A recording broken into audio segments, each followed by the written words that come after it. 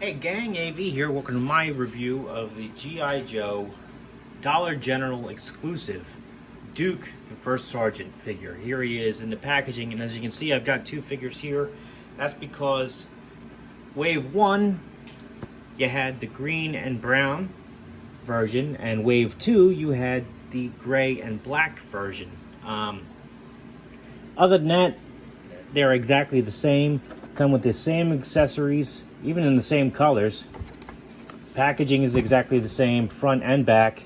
As you can see on the back of the packaging, it's all Wave 1 figures in their Wave 1 color schemes. All 6 of these characters were re-released in Wave 2 with different color schemes. I will show you those differences when I can, but some of the figures I didn't have doubles of, unfortunately. But because the figures are essentially the same, and I don't want to waste your time by reviewing 2 of the same item, I'm just going to open up the green guy here, Wave 1 version, and show him off.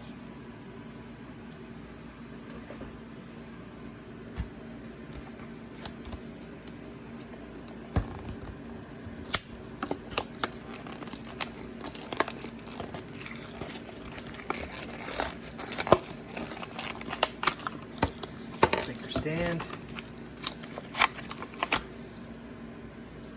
Off to the side.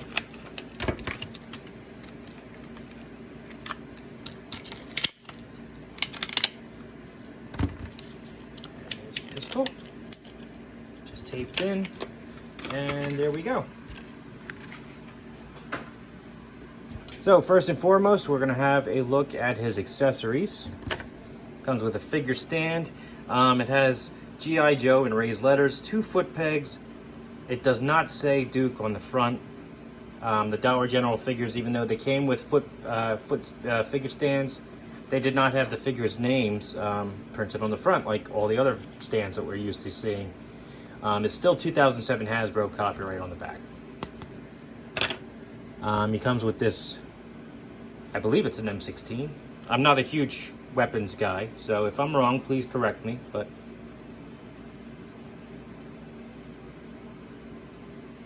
this is actually really nice because they even molded on the strap hooks on the front and back. It's pretty cool. Molded a trigger there too in the trigger guard. I don't know if you can see that.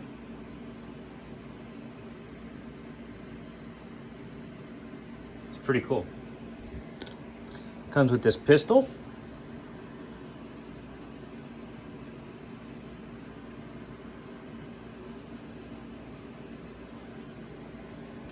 He has 2 holsters, one on his boot here, which can hold the gun, but it's a little loose in there. And he also has a holster here on his side, which can also hold the gun, but it's a little loose in there. So he's got a nice molded canteen there on his back. 2 different belt and a different shoulder strap there. Matches boots. He also has a removable helmet, which has some molded detail on there.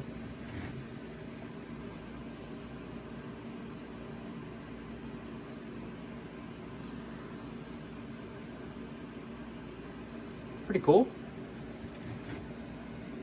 And lastly, the figure himself, which I had already started, but forgot his helmet. Looks pretty cool, I think. New face sculpt, I think, too. Not like the traditional Duke face that we're used to getting. Alright, so head's on a ball joint. We'll do a full 360 degrees. Can look up, straight out, not really down. Tilt from side to side. Arms, full 360. Go up very high, nothing at the bicep. Elbows can hyperextend down. And almost, 90 degrees up. That's cool. Full rotation here at the wrist. No hinge there, unfortunately. Torso gets a decent range of motion up here. It's mostly a swivel. It might be a little stuck on mine. Hey, it's got a little wiggle there. All right. Legs go up about this high, back about that far. You can do the splits about like that. Not really forgiving with the size of his thighs though. Double jointed knees, but because of the sculpt on his lower legs here, don't really go up very high. Ankles, full 360-degree rotation.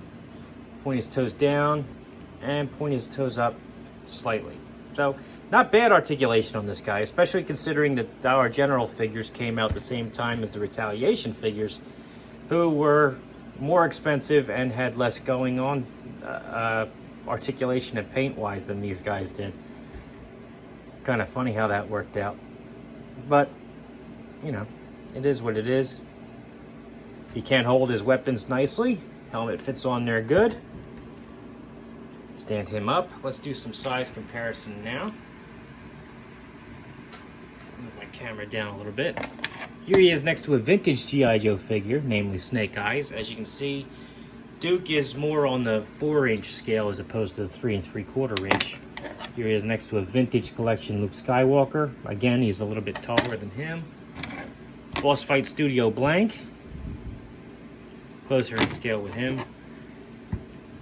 Marvel Universe Captain America.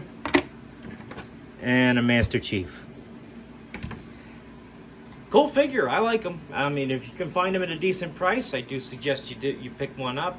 It is a little unfortunate that the pistol doesn't fit in either of his holsters very well. I mean, it does fit, but it's a little loose in there. So you do run the risk of losing it. Cool figure though, I like them. If you like this video, check out my channel where you will find a whole bunch of other 1/18 scale figures, vehicles, and accessories. If you like what you see there, then please subscribe, and as always, thanks for watching.